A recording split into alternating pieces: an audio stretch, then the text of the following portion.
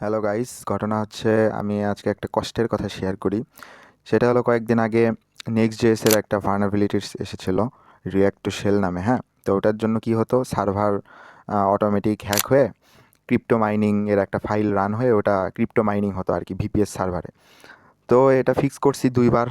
হ্যাঁ, তো তারপরেও দেখি কয়েকটা প্রজেক্টে এরকম থেকে গেছে, একটা প্রজেক্টে।